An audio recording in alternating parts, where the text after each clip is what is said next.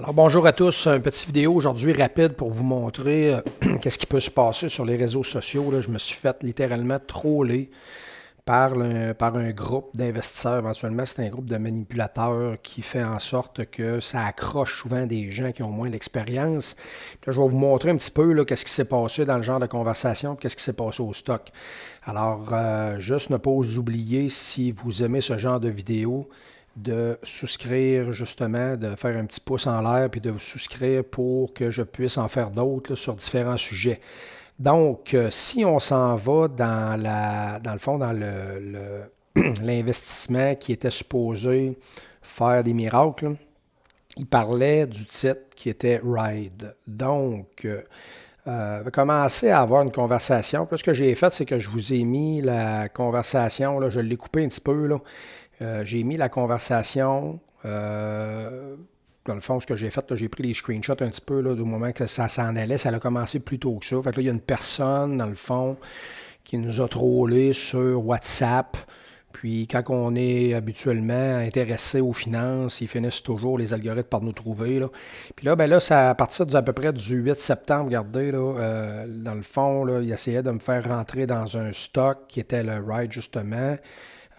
Puis là, je disais, dans le fond, je ne participais pas vraiment à la conversation. Puis je recevais des messages souvent qui faisaient en sorte qu'elle me disait que je répondais pas, puis que je n'avais pas investi dans les stocks, puis ici et ça. Fait que là, j'ai dit, maintenant, il faut prouver aussi ce que vous êtes capable de faire. Fait que là, à un moment donné, sur l'autre bout de conversation, me disait que je n'étais pas vraiment connaissant dans ce genre de stratégie-là, là, que je n'étais pas nécessairement capable de faire la différence entre un growth stock puis un value, un investissement de valeur, comme elle disait ici. Là.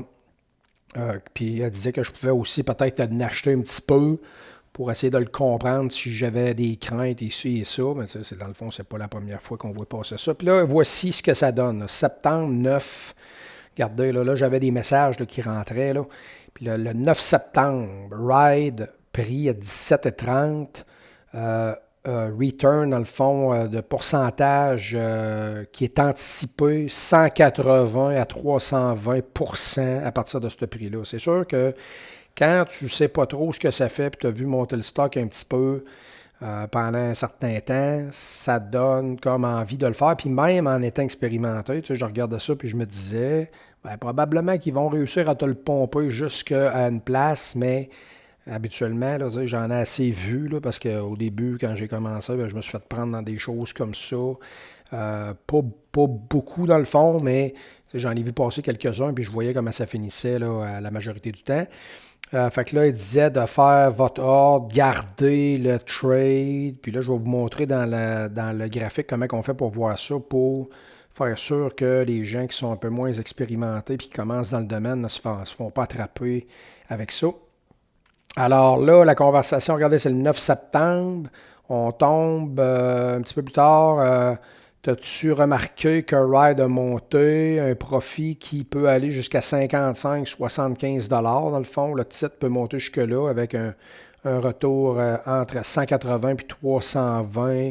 Donc là, je disais, écoutez, là, tu sais, maintenant, d'habitude, là, il y a 500 000 shares qui se font trader, puis là, il y en a 5 millions. Là, fait que dans le fond, c'est tout le temps les mêmes là, qui s'échangent les parts, puis souvent, c'est ce que ça fait quand un titre est tradé. Il faut regarder la float, il faut regarder le genre de transaction qui se passe pour voir si c'est tout le temps les mêmes qui rentrent et qui sortent 10, 12, 15, 20 fois dans la même journée. Ben, c'est des traders institutionnels, là, dans le fond, qui accumulent le stock pour le futur. Là, dans ce cas-là, c'était juste des retail traders qui tradaient ça.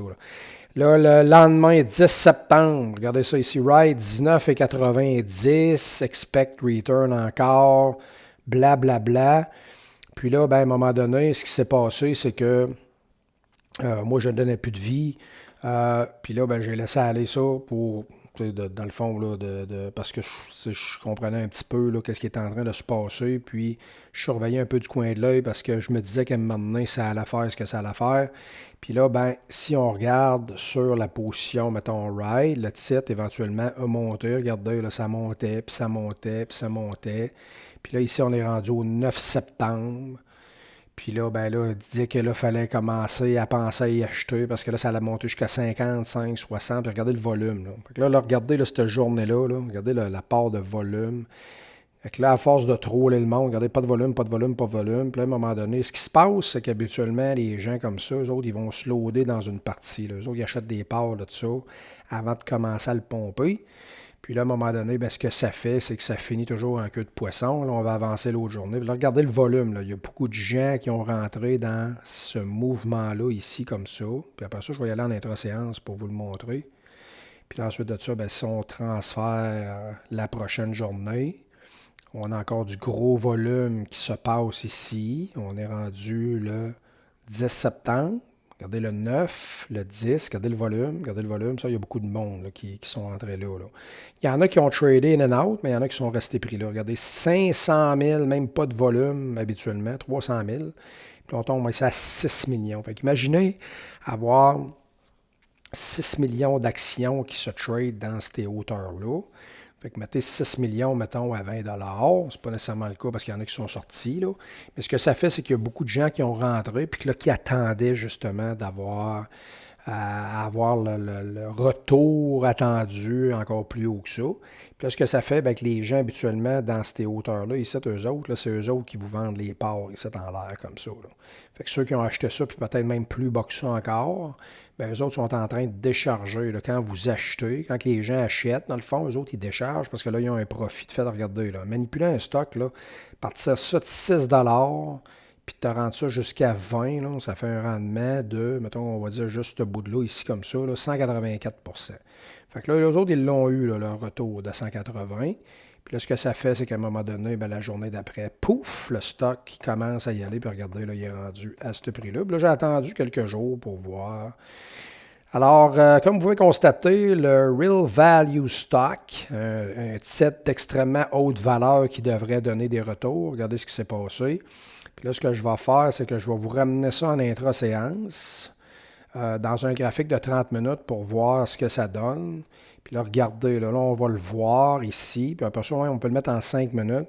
Puis regardez ce que ça fait. Là. Ça dit d'acheter puis de maintenir le prix. Puis regardez, quand on voit des stocks comme ça, là, qui trade en montant, mettons, puis là, regardez le volume. Là. Regardez le volume, là, il n'y a plus de volume. Là. Ça, là, ici, là, ça porte à croire que c'est pas, ben c'est ce que c'est, dans le fond, là, que c'est pas des traders institutionnels qui est en train de trader ça, comme des stocks du SP500 ou les gros blue chips, là. C'est vraiment des titres. Puis là, ils disaient de garder la position, avec de l'acheter, garder la position. Puis là, c'est manipulé. Puis là, tout ce qui se passe en arrière de ça, là, je comprends pas nécessairement toute la mécanique de ça parce que je participe pas nécessairement à ça, mais il y a comme une genre de mécanique en arrière de ça qui fait en sorte que ça, le genre de transaction se passe de cette façon-là. Puis là, regardez ici, le volume embarque, puis là, eux autres, ben, ils ont commencé à décharger. Puis là, ben, ce que ça fait, c'est que ça descend, puis regardez, pouf, un gap en descendant. Puis là, malheureusement, ceux qui apprennent au départ, quand vous faites des trades, de mettre des stop-loss, ça passe encore au travail, les stop-loss. Fait qu'il n'y a pas d'investissement comme ça dans un titre de même qu'un stop-loss va nécessairement protéger parce que ce qui arrive, c'est que quand ça descend, ça va tellement vite, puis il y a tellement de spread que ça passe habituellement le déclencheur, ça saute par-dessus votre ordre limite, puis là, ce que ça fait, c'est que ça passe tout douette. Puis là, votre ordre n'est pas déclenché, pas protégé. Vous êtes stallé ici en l'air. Puis là, ben, ce que ça fait, c'est que là, le stock descend, puis là, bien de valeur, mais à moins qu'il leur pompe, ce stock-là, il est terminé, ils ne remonteront plus. Puis là, tous les gens qui se sont fait ramasser à garder la position dans cette hauteur-là, ben là, doivent prendre une décision ici à un moment donné. Puis la majorité des gens ben, vont se dire, ben, tant qu'il est rendu là, on va le garder en autant que... Si ça peut remonter un moment donné, mais les chances que ça ne remontera pas. Donc, c'est pour ça qu'il faut être avisé un petit peu de ce qu'on fait. Puis même quand on a de l'expérience, c'est de la nature humaine un petit peu qui rentre en... C'est de la psychologie, là, qui fait en sorte qu'on est toujours attiré pareil à vouloir faire de l'argent rapidement, puis de chercher des opportunités. Parce que quand on est un trader, on recherche de la volatilité, puis on recherche des mouvements d'importance comme ça.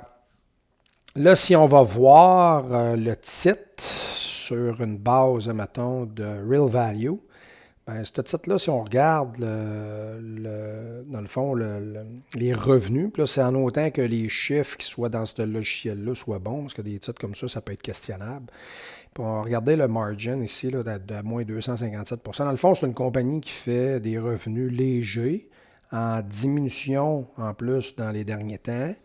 Puis ça ne fait pas de profit. Fait qu'il n'y a pas de profit qui est généré dans cette compagnie-là. Donc, pour augmenter la valeur d'un titre, à un moment donné, ça prendrait un petit peu de profit pour que les actions valent plus cher, que ce soit un value stock. Un growth stock, puis un value. Tu sais, un titre de croissance, ça arrive souvent que les titres n'ont pas de revenus, ils ont des revenus ou ils n'en ont pas, mais que le profit n'est pas là encore parce que tout est réinvesti dans la croissance du titre. Mais un value stock, c'est parce qu'à un certain moment donné, ce qui arrive, c'est que le titre est net margin positif. Là. Tu sais, il y a du profit net qui reste dans la compagnie. Puis là, on peut espérer que la compagnie prenne de la valeur justement à cause que l'encaisse continue d'augmenter. Là. La valeur des actifs et de l'encaisse de la compagnie continue à prendre de la valeur. Donc, la valeur de la compagnie qui est divisée par le nombre de parts fait en sorte que les parts valent plus cher intrinsèquement, comme elle disait tantôt dans son message. Donc,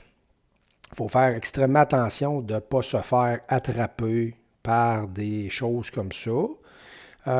Puis là, tantôt, c'est juste pour vous donner un exemple, sur WhatsApp, il est arrivé un nouveau groupe qui me demandait de rejoindre justement pour avoir la possibilité d'avoir des stocks qui grimpent de 15 % et plus.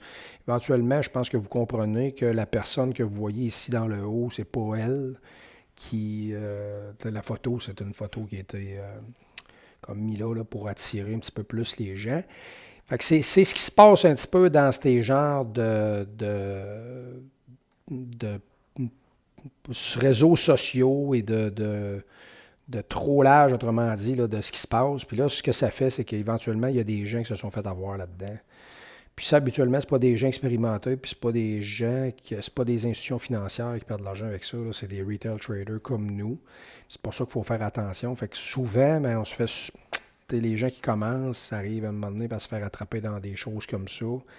Puis on pense toujours qu'on va en faire un moment donné, mais la réalité de la chose, c'est que c'est super beau de le voir après.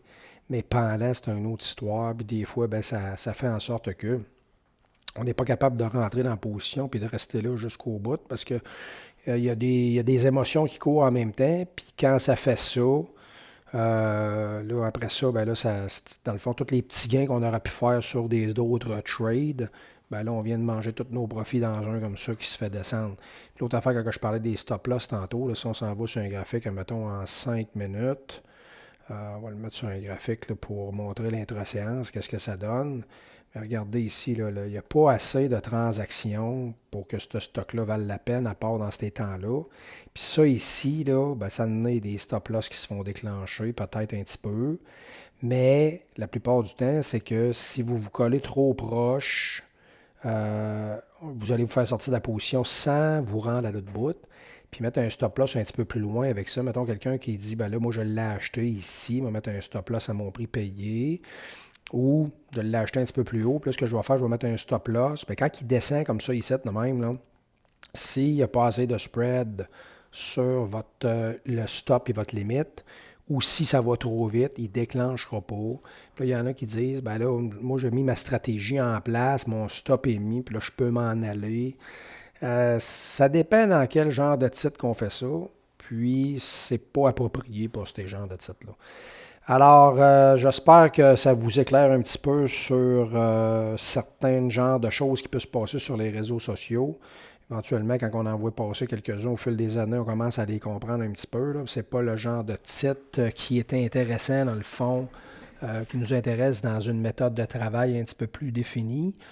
Mais on peut se faire avoir parce que si quelqu'un ne comprend pas comment aller chercher les informations, à savoir si c'est vraiment un stock de qualité ou non, rapidement, il peut se faire endormir un petit peu avec les messages parce que éventuellement, c'est des experts manipulateurs. Donc, en espérant que cette vidéo-là puisse vous allumer sur certaines choses qui se passent sur les réseaux sociaux, puis de faire attention de ne pas vous faire attraper dans des pump and dump comme ça parce que habituellement, ce qui arrive, c'est que c'est les gens moins expérimentés qui se font avoir là-dedans. Il y en a qui s'enrichissent à ces profits-là. Puis malheureusement, c'est des choses qui arrivent. Alors, on regarde ça dans les prochaines vidéos.